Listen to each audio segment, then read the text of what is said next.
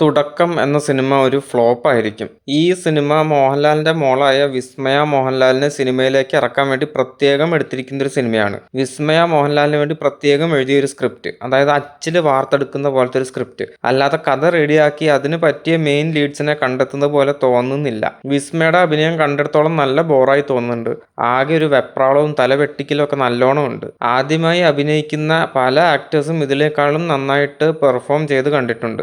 ഇതങ്ങനെ തോന്നുന്നില്ല. കഥ മിക്കവാറും ഒരു ടെംപ്ലേറ്റ് കഥയായിരിക്കും. അമ്മ നേരത്തെ മരിച്ചുപോയ നായിക, അവള് നല്ല നിലയിലെത്താൻ വേണ്ടി കുറെ ഹാർഡ് വർക്ക് ചെയ്യുന്നു. മിക്കവാറും വില്ലനായിട്ട് വരുന്നത് ആന്റണി പെരുമ്പാവൂരിന്റെ മകൻ ആശിഷ് ജോ ആന്റണി ആയിരിക്കും. അത് അടുത്ത നെപ്പോ പ്രൊഡക്റ്റ്. എമ്പുരാനിലെ ഏതാണ്ട് 10 സെക്കൻഡ് മാത്രം വന്നുപോയ ആള്. മോഹൻലാലിന്റെ ഗസ്റ്റ് റോൾ ഉള്ളത് കൊണ്ട് ചെറിയ ഒരു അനക്കം ആദ്യത്തെ കുറച്ച് ദിവസങ്ങളിൽ ഉണ്ടാകും. മിക്കവാറും വിസ്മയെ രക്ഷിക്കാൻ വരുന്ന ആളായിട്ടായിരിക്കും മോഹൻലാൽ വരുന്നത്. എന്നാലും പടം ഹിറ്റാവാൻ അത് മാത്രം പോരാ. ജൂഡ് ആന്റണി ജോസഫ് 2018 ഓം ശാന്തി ഓശാന പോലത്തെ ഹിറ്റ് പടങ്ങൾ ചെയ്ത ആളാണെങ്കിലും വലിയ കൺസിസ്റ്റൻസി ഇല്ല പുള്ളിക്ക്. മുത്തശ്ശി കഥ ആരും അധികം കണ്ടിട്ടില്ല. സാറാസ് വെറും ആവറേജ് പടം. മൊത്തത്തിൽ എനിക്ക് വലിയ പ്രതീക്ഷയില്ലാത്തൊരു പടമാണ് തുടക്കം.